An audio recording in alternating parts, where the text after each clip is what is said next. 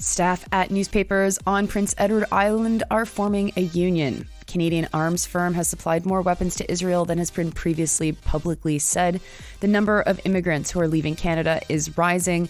Northern College has rescinded acceptance letters for 200 students. Updates from the war in Ukraine, and Israel bombs the Jabalia refugee camp twice. Good morning. It's Wednesday, November 1st. Oh my God, already. I'm Nora. Here are your headlines.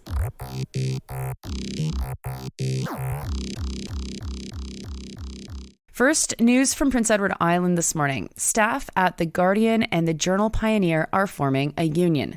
According to their statement, they hope the union will enable retention and training opportunities, fair wages, cost of living increases, adequate staffing levels, and respectful work environments.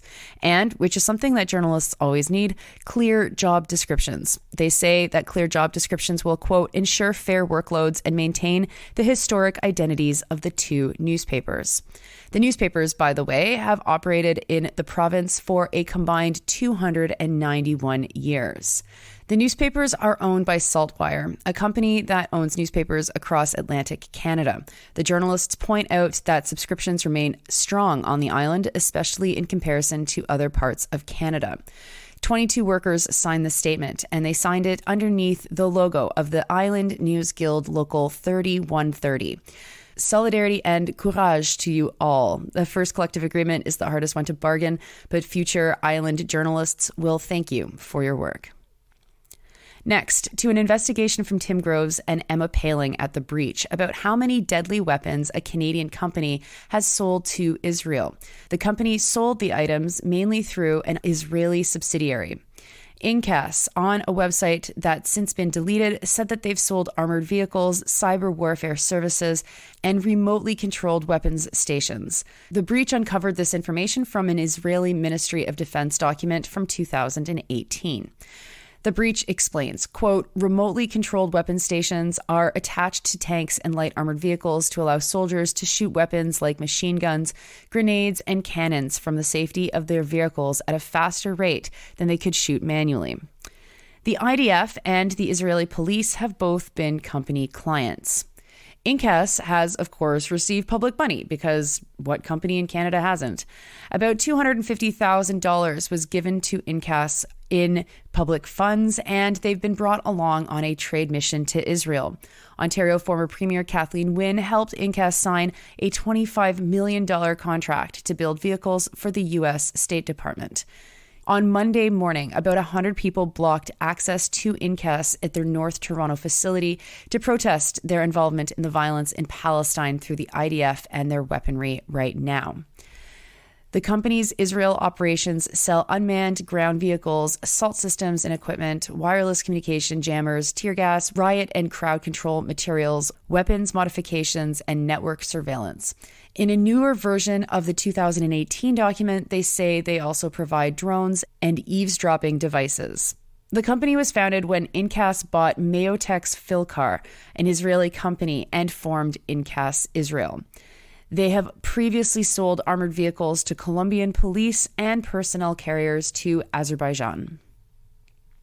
Next, to an article with a very funny headline from Megan Dallaire at CTV News. And yes, Dallaire did not write this headline, so it's not her fault. Here's the story. Quote, high numbers of immigrants choosing to leave Canada for greener pastures. Study. Now, I'll let you guess whether or not they specifically ask people if they're leaving to seek out greener pastures, or if this is just something CTV came up with to hide the fact that it's a pretty big red flag that Canada is sucking harder these days. There was a surge, reports Dallaire, of how many immigrants left Canada in 2017 and 2019. The surge was 31% higher than the historical average. When these years are excluded, there is still a steady increase of people who immigrate to Canada and then who leave. In the 1980s, the average rate of onward migration was 18%. That is, people who come to Canada and then leave to go somewhere else. This rose to 21% in the early 1990s. The article doesn't say what percentage it is now, so I went directly to this study. The only data it has from longitudinal research ends in 1994, though it also shows a medium-term study that shows that the rate is down from 21% in 1994 to nearly 16% in 2004. There's other data that probably should have been highlighted in the report that doesn't make it into the CTV article. Like this, 30% of 18 to 34-year-olds who immigrated to Canada have said that they are likely to leave Canada in the next 2 years. That is current data. And from 2001 to 2021, the number of people who got Canadian citizenship after 10 years dropped by 40%. In that time period, there are lots of changes made to becoming a Canadian citizen, and it has become harder and more expensive for many people to be able to do so. The reasons for all this in the article are given a pretty surface treatment. Racism, a sense of belonging, home ownership, and economic opportunities in other countries are all listed as reasons for why people might leave Canada. And qualifications that they may have had from other countries don't make it easy necessarily to continue their careers in Canada. But then the article pivots to the news that Ottawa is going to change how Canada accepts immigrants and mentions a poll that shows that sentiment in Canada is growing that immigration is too high. It's an interesting pivot because here we have a problem internal to Canada of people living in Canada and not wanting to stay. But then the article starts talking about how Canada is limiting the number of immigrants that it's accepting. It sidesteps what the real problem is by telling people something that is only related insofar as it's related to immigration, but not actually what the story is about. And none of these explanations are satisfactory. The decline of social supports for everyone in Canada have impacted immigrants more acutely, and this cannot be solved by investing in more immigrant services, as the article suggests.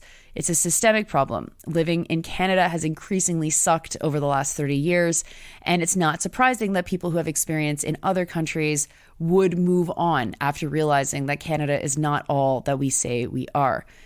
It's very funny to me that no one wants to state this plainly, despite the fact that we all know this to be true in our daily lives. So no wonder that immigrants are seeking quote unquote greener pastures, which, by the way, isn't a phrase that appears in the report at all. It's just a way that CTV News has decided to make this crisis sound cutesy. This is pure editorializing from CTV, intended to make us not think too hard or feel too bad that Canada is failing so many people. Because, hey, they're moving to greener pastures. The report, by the way, is called The Leaky Bucket, which isn't exactly a cutesy way to talk about all of this stuff and easily could have been used instead. Next, a story that is connected, specific to how poorly we treat immigrants. Northern College in Timmins, Ontario, has rescinded the admission letters for hundreds of students who were supposed to start in January. 200 to be specific. The students are mostly from India, who were told after receiving an admission letter that finally they actually can't come to Northern College. The college pulled the same move in July, which you might recall from the Daily News podcast, when it rescinded 500 admissions, though in that case, other colleges were ready to pick up the students who had been dropped. CBC News' Saloni Burga talked with Sivan Sabu, who was supposed to study supply chain management at the college's Timmins campus. He took out a loan to pay for the fees and is now stuck repaying $30,000 with an 11% interest rate. Quote, Northern College has shattered my dreams, unquote, he said. How's that for PR for the city of Timmins? The ministry said that the college is allowed to make these decisions. Colleges are independent, they say. But let's be clear, colleges are directly under the control of the province, where universities have different enabling legislation and more independence from government to operate, including separate governance bodies and boards and individuals. Colleges do not have the same structure. Burga doesn't write anything further on the ministry's line here, but it is worth challenging this, as if the ministry isn't ultimately responsible for contract breaches of this kind, especially considering the hardship that they create. Burga also talks with Jaspreet Singh, the president of the International Sikh Student Association, who condemned the decision. He said that the college is quote-unquote overbooking students, sending out letters to more students that they can accept and profiting from it.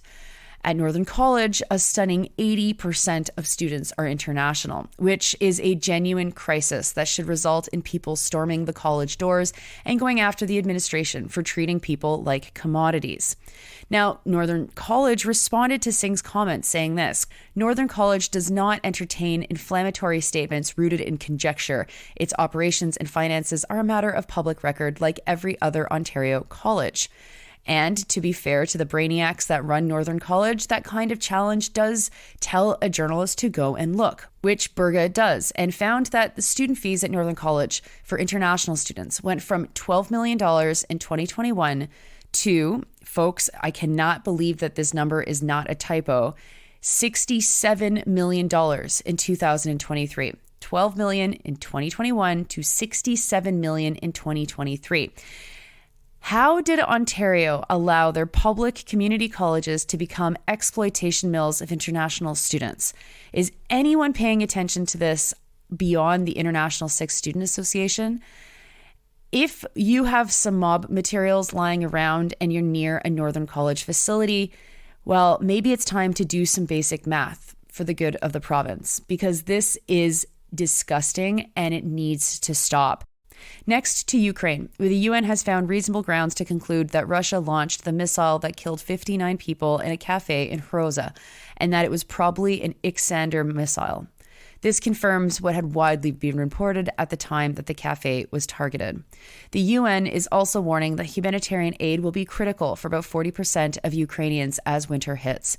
They are particularly worried for the 4 million people who live in eastern areas controlled by Russia, as aid from the UN has mostly been unable to reach them.